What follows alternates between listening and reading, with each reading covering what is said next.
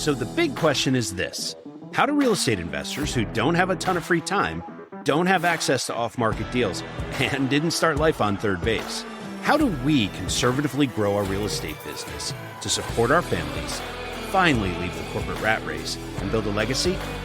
That is the question, and this podcast will give you the answers. I'm Ed Matthews, and this is Real Estate Underground. Greetings and salutations, Real Estate Undergrounders. This is Ed Matthews with the Real Estate Underground. Thank you so much for joining us today.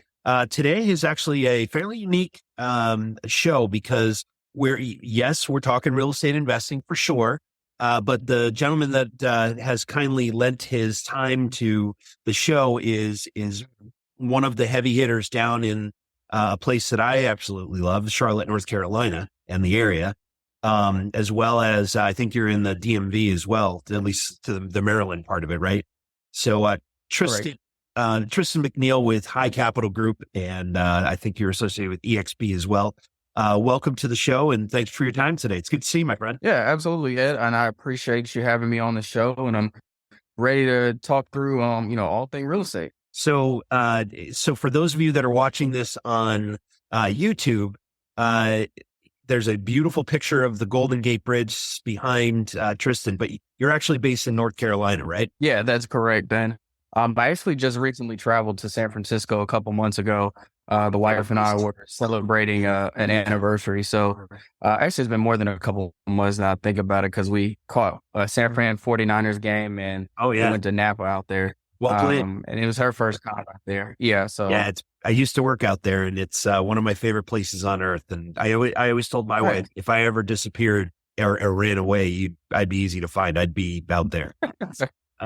So welcome to the show. And so for those folks that may not have come across you on LinkedIn or wherever else, that's where we met. But why don't you talk about your background and how you got to the position you're in now? Yeah, absolutely. So actually originally in 2012, I graduated from the University of North Carolina at Charlotte. Like a lot of folks, was kind of in that mindset of, let me graduate, let me, kind of find the job or the career that aligns with my degree, which was in finance, with a concentration in risk management and insurance. And from there, I actually landed a position with Wells Fargo and their audit associate program. So I was actually in audit risk management for quite some time. Did various positions, whether it was consulting, whether it was with public accounting and things of that nature. And come about 2017, into 2017, beginning of 2018, kind of get stuck in that lull. And I was like, I'm not happy with what I'm doing. So I actually up and quit my job that I was working at in 2017 and actually started contract consulting to kind of figure out what I want to do in between that. First quarter of that year, it was good. Didn't really have a boss to report to, et cetera. But at the same time, I still wasn't fulfilled. And I remembered at the time, a couple of years ago, I was interested in real estate. And so I was like, well, you know what? Let me do that, right? Let me go try that. So I went ahead, registered for the real estate class, failed it the first time, actually, had to retake the class, and ended up getting my license within about 6 months after that. I started actually the residential brokerage space. And even when I got into residential, I always knew that I wanted to be in commercial, but wasn't sure kind of what route I wanted to take. So in between that time, as I was learning the residential side of business, I actually enrolled myself back into school and some classes and started learning commercial real estate. I started learning actually the development side of things and the economic side, but I never actually wanted to step into an analyst role. So, in between there, I was trying to figure out, how do I get into brokerage? The brokerage that I was at, the owner at the time just happened to have a family member that was in commercial real estate, worked for one of the big box firms, but wanted to still keep some independence. So they started a commercial arm at that firm at the time. And we actually had partners with some folks from some big box firms who actually taught us the training and the lay of the land in the commercial space. So nice. I was actually able to get a fast track training on brokerage, which, I'll be forever grateful for. And then over the last year, my partner and I, we actually transitioned to another brokerage that just was a little bit better fitting where we're currently at now for our business model and kind of where we want to go forward in the business. I gotcha. Okay. Well, hey, congratulations. That's a hell of a journey. Yeah, thank you. It's interesting that, I come from technology, you come from finance. There's so many different people with so many different backgrounds in this industry. And, one of the things that I've realized, I was at, MN5 down in Florida. I guess that was earlier this year. And, one of the guys one of the people that spoke there was Bo Berry, who you may have come across in your travels, because he's pretty active. I think he's further south. I think he's based in Florida. But, one of the things that I learned there was, first off, how I go to conferences to learn how people who are better at this business than I am, how they operate, right? So that I can get a little smarter. Yeah, absolutely. And, one of the things that Bo had said and really stuck with me was all of the A players that he knows in the commercial real estate space work with brokers. Yes, they do direct mail and they try to create, off market deals. Yes, they do digital marketing, but the big guys, every single one of them has, trusted relationships with brokers. And so that was one of the reasons why I wanted to have you come in to the show, because, it's something that we're really looking at in terms of how to create awareness, build the relationships, ultimately build trust, and then hopefully at some point earn the right to do business with, with guys like you. And so, I wanted to pick your brain, which is why I invited you on the show. And, the cool part about a podcast is that, although I think you would return my phone call, a lot of the folks that we have on here, I get to do the same thing and pick their brains, and I learn from you, and hopefully the audience learns from you. But you might, if Ed Matthews lit up your mobile phone and you looked at it, and you might not take my call, but you'll come on my podcast, so that's cool. Yeah, and I think it just depends. Like, you bring a valid point as it relates to building the relationship and returning the favor, because I know we were talking ahead of time.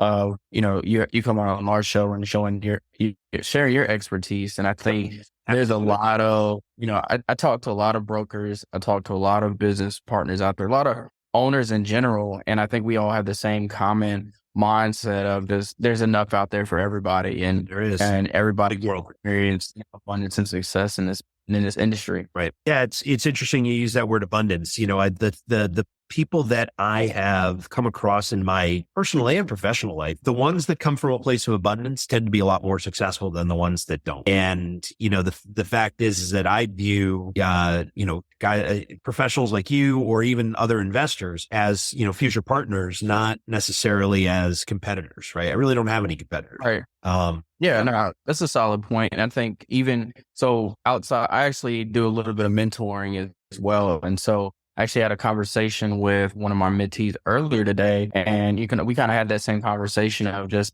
as it relates to competition. It's like there really isn't any competition, even the underlying competition. Like, you have colleagues and you have competing firms and competing brokers, but at the end of the day, there's still business out here for everybody. And it's Absolutely. Like, what's you going to turn that mindset off, even after rejection and, objections, it's really not that difficult to say, what, today's a new day. Let me try something, different than I did. Maybe today's the day that something unlocks and, right. we move forward with something. Yeah. When I was in sales back a long time ago, I used to play the game of, I knew that I needed to make, let's say 100 phone calls a day. And in that 100 phone calls, I'd find 5 to 10 people that were willing to, have a conversation, and, a few of those would turn into deals at some point. And so, I always looked at it as the next person, even if they say no, I'm one person closer to that yes. Right. And I just gamified it. I had to gamify it. Otherwise, a lot of cold callers struggle with the failure concept, right? And you're not failing. You're just getting closer to your success. And it's, yeah. So let's talk about real estate. So obviously you're highly educated. You've been successful at at a couple of different careers at this point, but you chose real estate as the vehicle to kind of take the next phase of your life, professional life in. And so I'm curious, what was it about real estate that drew you in? Yeah. No, that's a great question. I think for me, I'm kind of nerdy when it comes to real estate and pretty obsessed. One of the most simplest things as it relates to real estate is it touches everything, right? So I think that was the most fascinating thing for me is like you literally cannot do anything without real estate in its simplest form, whether you have to park at your office, whether it's somewhere where you have to live, whether it's your grocery store. Like the foundation of what we do on a day-to-day basis starts with real estate. And so looking at it from that aspect, from a market standpoint, there's always going to be a need for a professional. There's always going to be transactions happening.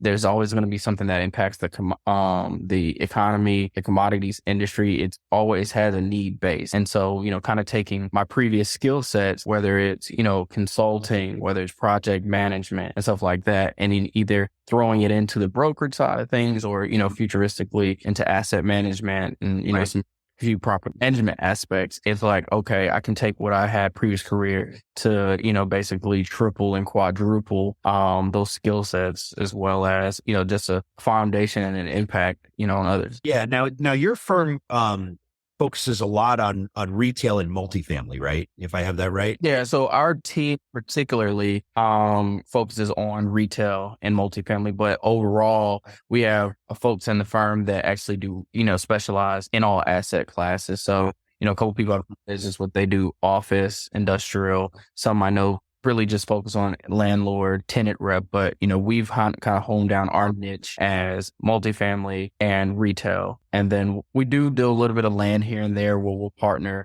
with some developer as well. So obviously I'm a multifamily guy, but I'm curious about the retail part. I want to ask a couple questions about that first. So with COVID, right? Everybody, you read the Wall Street Journal or any of the local papers or whatever. And, as we were going through COVID and coming out of COVID, I can't tell you how many articles I read about retail is dead, right? Retail is dead. It's over. Oh, yeah.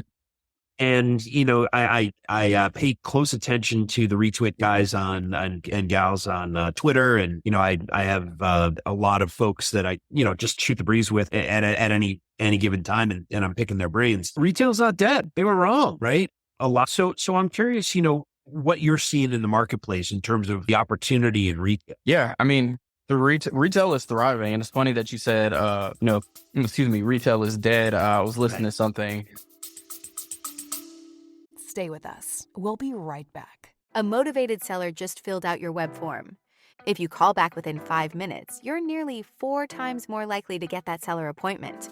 But delay your follow-up by even just 10 minutes? Forget it. You're toast. Ella Vista Connect calls that lead back in 60 seconds, qualifies them, and schedules your meeting.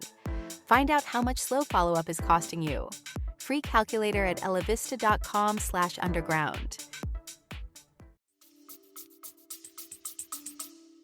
Last week, and they were talking about, the mystery of this retail apocalypse. I'm not really entirely sure where folks have got that, but I mean, when you talk about national tenants and even local small business, retail has not been in a better position than it currently is. I mean, we've had spaces that can't stay off the shelf. The market rents are probably the best that they are at right now. Like, for example, here in our local market, in our major areas of Charlotte, it's not surprising to see retail rates at $35 a square foot, Wow. with $5 in cams.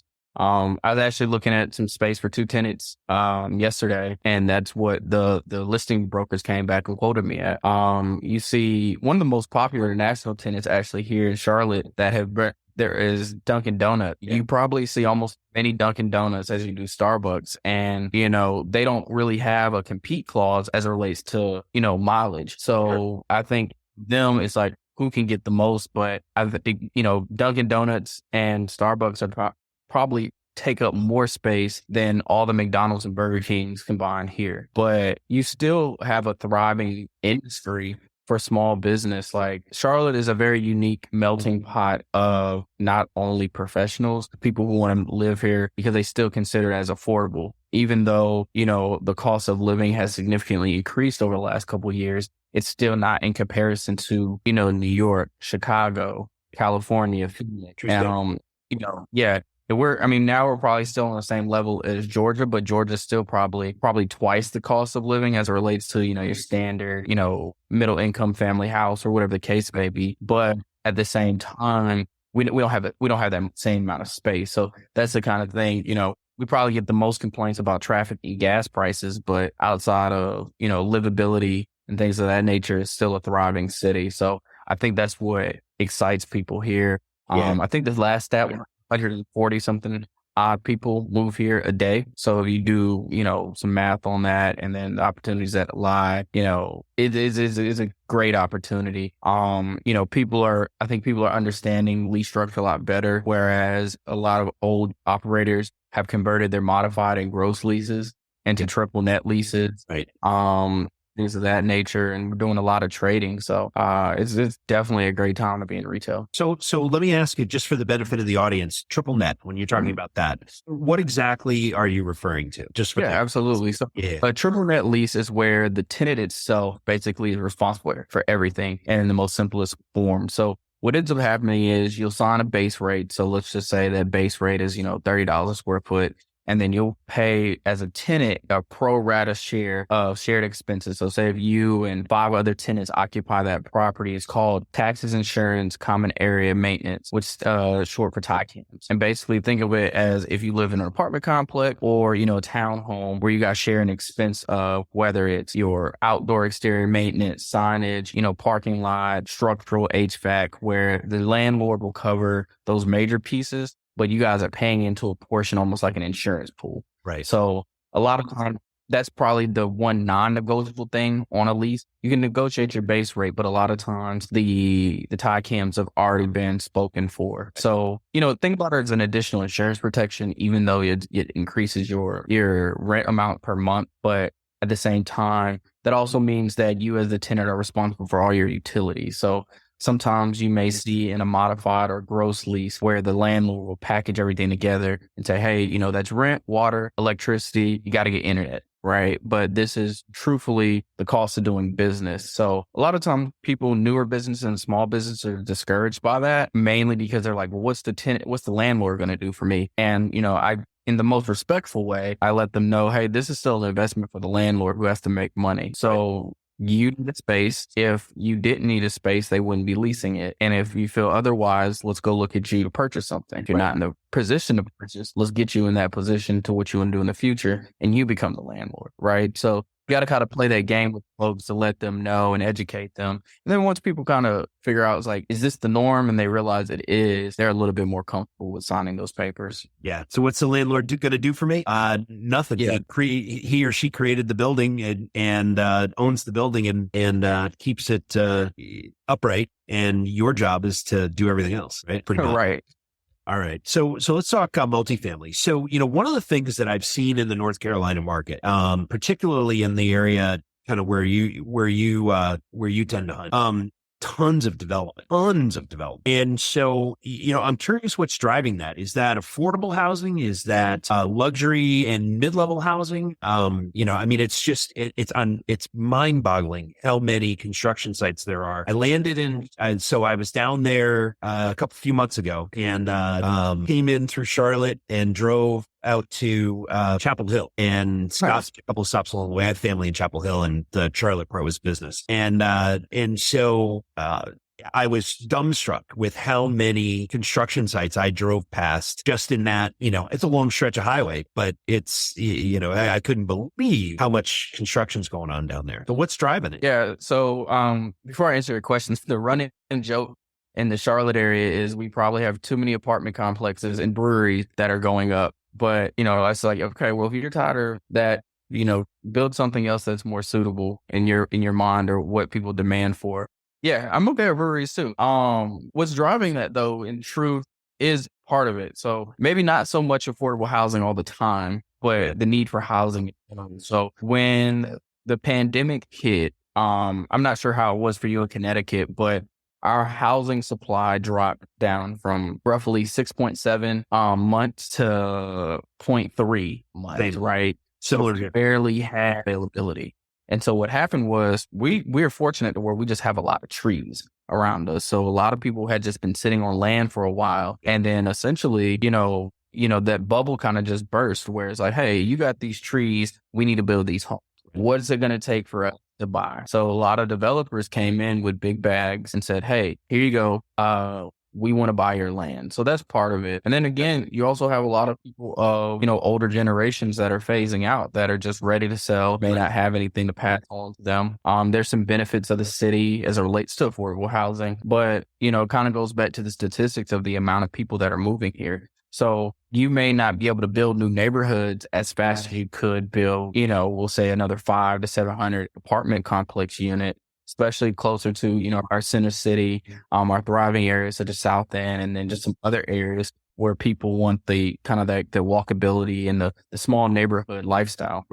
Charlotte is still unique in a space where it's not the biggest of cities, but it's big enough to where when something is built, no matter whether you live center city or you live on the outskirts, everybody wants to kind of feel the same way. So if I can come out of my apartment and, I can walk to Tropical Smoothie, or I can, take a short ride to Publix or Harris Teeter, everybody kind of wants that small neighborhood word type feel. So that's what's generated a lot of it. But, I was at an event with CoStar a couple weeks ago, and, one of the things that they were projecting, what you could possibly see through construction, is that you may get to a point in the next couple of years where we may have too much supply, right? So you were trying to combat and be reactive from what happened during COVID to the point where you may have too much supply, and we may see, apartment complexes going back to giving concessions. May see a little higher vacancy, but Charlotte is such a unique market. They don't project it slowing down. I think it will, kind of be even kill and just feel normalized as it relates to, availability. But, I think it's just one of those things. It's like a wait and see type deal. Because even once the apartments go up, you're like, okay, that was ground level. 6 months later, they have a sign out there now leasing, and they're leasing by building. They're not waiting to finish like the old days. And, like half the parking lot still has to be paved and the pool's not built. But it's like, you can live in building 1 on floor 2 and 3. We got to paint 3, but, you can move in today. So they're not. No, they're not waiting. Yeah, that's for sure. So it's interesting because, from an affordable housing perspective here in Connecticut, we are, last I read, it was like 26,000 units behind where we needed to be in 2030. Oh, wow. And so I don't know if that's, I know that there's, 3.5 to 4 million units that we're short across the country, but I don't know frankly, I don't know what the affordable housing situation is in North Carolina. It looked to me like a lot of that stuff was not workmen's and housing, but or affordable housing. It looked like it was, full market level housing. Right. And I think one of the things too, and I don't know, how it is up north, one of the things that we've struggled with, and we're kind of getting there, but we're still kind of behind, is wages catching up with affordability, right? So whereas, folks from up north, they come down here, and obviously if you've made a certain amount of money or your profession commands a certain type of value, you're going to keep that when you come down here. Like, you're not going to, you don't have to take a pay cut, or if your job transfers or your business transfers, you don't have to worry about that because you're already accustomed to what what value brings to you. But for those, like when we saw a significant increase in the cost of housing, even rent, a lot of people couldn't afford it because, they might be in the same job, or they may have a small raise, but that small raise doesn't equivalent to, the value of housing or, apartments going up. Not 40%. Yeah, right on. It's not overcoming the inflation of the housing costs over the last 3 years. Yeah. So I'm curious, obviously in the broker business, one of the reasons that I value the brokers that I work with is, every day they're talking to the building owners that I want to talk to. Right. And so they get a once a month, they get a postcard or a letter from me, and a couple of phone calls a month from me. But the brokers are the ones that are playing golf with them and taking them out to breakfast and taking them out to lunch and, whatever else. And so, that going back to that Bo Berry thing, one of the things that, brokers are world-class great at is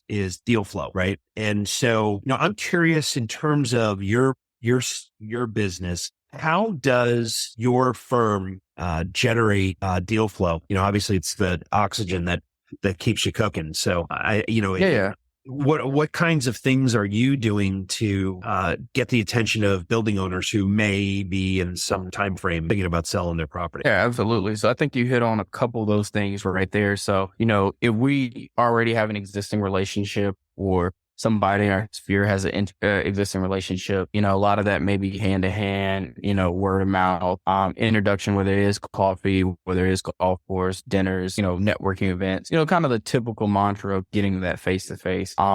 But, the other classic way, is cold calling. So, we do a lot of calling, a lot of cold outreach. The benefit of technology and skip tracing now, it allows us to get multiple forms of contact. So whether it's email, whether it's multiple numbers and, just doing outreach that way. I think the biggest thing that I'm always a component of is, what value are we going to be able to provide to those that we're reaching out to? I think, it's hard to say, hey, I'm reaching out to say, do you want to sell your property? But, at the same time, if you hadn't done any previous research on the property, like, hey, I see you own 15 unit. The property down the street sold for, similar, maybe a couple $1 million. Not sure if you knew that. Or just saying, hey, here's what the market's doing. Maybe you're interested in this. Or flip it around. Say, we see you own this. You see you have a portfolio. Are you looking to purchase as well?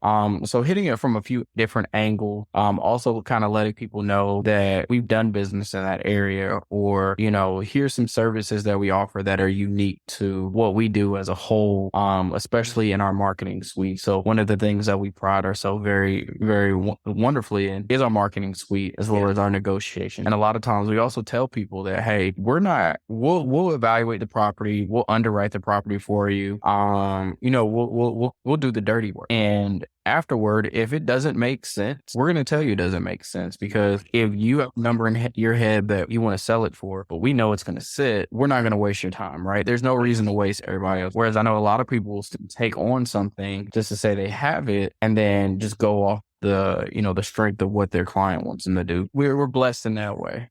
That's awesome. So yeah, I mean, EXP as a company has done a really nice job of creating that platform, right? And the fact is that, the thing that I heard that I was hoping you would say, is that there's no magic wand, right? There's no secret. It's just flat out, cold calling, digital marketing, and shaking hands and creating awareness and ultimately building trust to the point where you're in the right to do business with them, right? That's it. Right.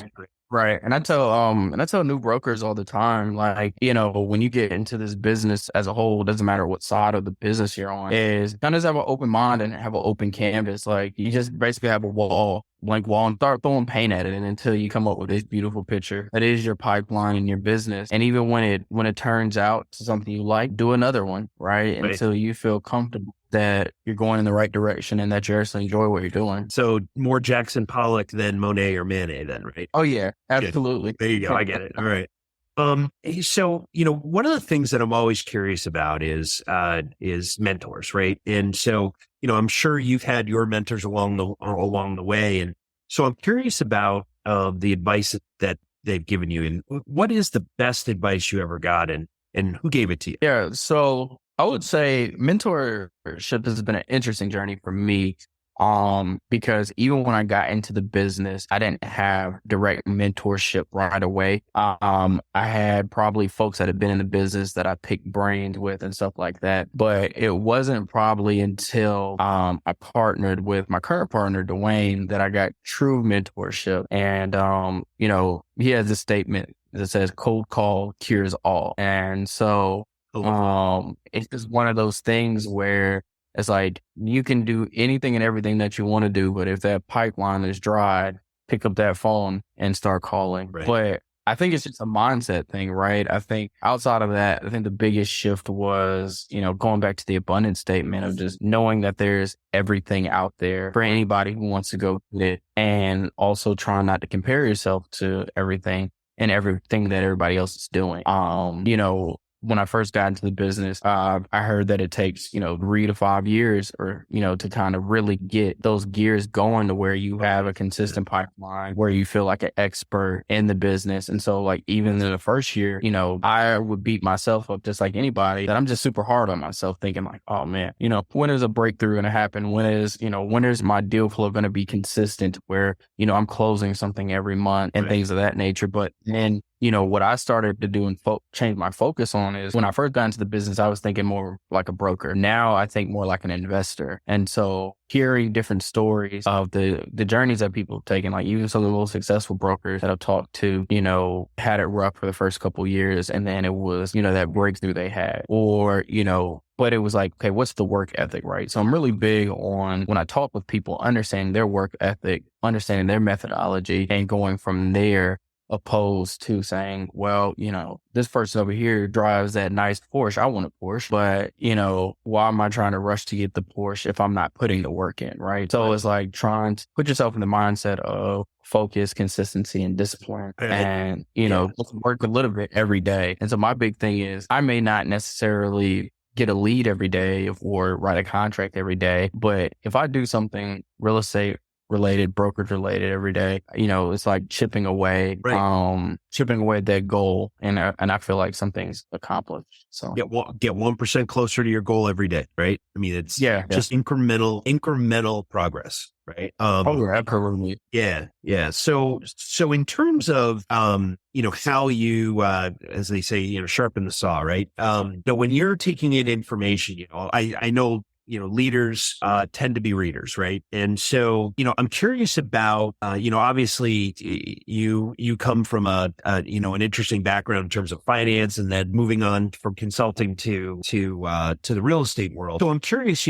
obviously a lot of that, yes, a lot of it's classroom taught, but a lot of it's not, right? And so I'm curious about, what kind of stuff, and I say reading because it's just the colloquialism, but the fact is that people these days, they take in information on YouTube and podcasts and audiobooks and physical books and, a whole host of other ways of getting smarter and sharpening the saw, as they say. So I'm curious, two things really. One is, how do you tend to consume information, right, when you're looking to learn about something? And then I'm also curious about, the authors and or creators that you're paying attention to these days. Yeah. So for me, I guess probably the biggest thing that I consume is podcasts now. I probably listen to more podcasts than I do actual watch TV or anything of that nature. So, a couple ones that I listen to now, like the Commercial Real Estate Academy by Ralph Colazzo. I also listen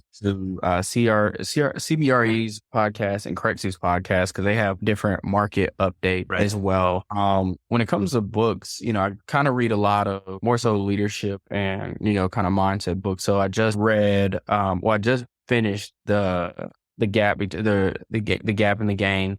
I forgot the author on that. I have to, but that one really, I have to check it out. Yeah, the gap between the gain, that really teaches you kind of what we're talking about before, when you're kind of evaluating yourself. A lot of us, we always focus on where we're not, right? So for example, if something happened to you and you didn't really get all the calls that you wanted to get through, but you made 3 or 5, a lot of us will focus on, if the goal was 100, we focus on the 95 that we didn't get. And so we don't, and so we know we got the 5, but we don't show appreciation toward that 5. And so it's really focusing on, celebrating your small wins and, realizing, hey, you actually started something, you did accomplish something, go with that and use that as your momentum moving forward. Yeah. So that's, I just started reading Into the Black by T. Dallas. He owns one of the largest commercial real estate firms in Atlanta. And then I actually had a book come in. T.D. Jakes actually just recently wrote a book called Disruptive Thinking. So that one is, again, it's a mindset book that's focused on, if you want to do something great, or if you say, hey, I want to do this with my life, you can't do it the traditional way. You got to take those risks. So that's something I'm reading now. If I'm not reading real estate books or, reading articles, then I'm huge into sports. So, First Take is probably one of my favorite shows out there right now. I do watch a lot of golf. I think that's more of the calming, just kind of mindset thing. But, and then just from an entertainment standpoint, kind of get that balance. So, I listen to The Breakfast Club. I listen to Brilliant Idiots and, the Flagrant podcast as well.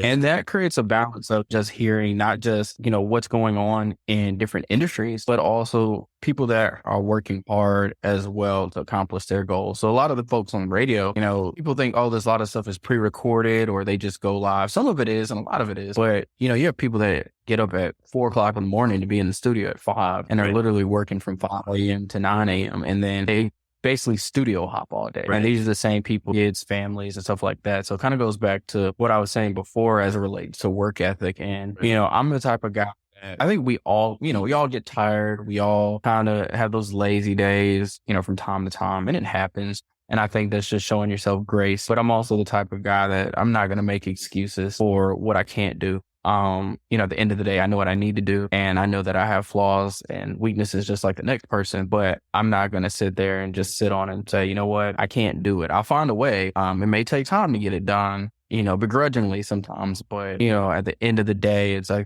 think, just kind of focus back on your why and it'll kind of help you get where you're trying to get to. And that's tremendous advice, right? Is that, when being clear on your why is so important. Yeah, I struggle with the same thing, right? I mean, there are days I get up and I'm like, oh man, I just don't want to, not today, right? But I'm crystal clear on my why. You're obviously crystal clear on your why. And that's kind of the fuel for perseverance, right? And in terms of being able to say, nope, today's, I've got to go make progress. I got to move that ball, few yards down the field today. Right. And, whether I want to or not, it's got to happen. So, cause I have, team members, employees, investors, residents, my family, I gotta eat dinner with my board of directors, namely my wife and 2 daughters. And, I need to be able to tell them that I got some stuff done today. Right. And so I hear you. Oh yeah, that's sure. The other thing that one of the themes that I'm hearing in your comments, which is really interesting, is,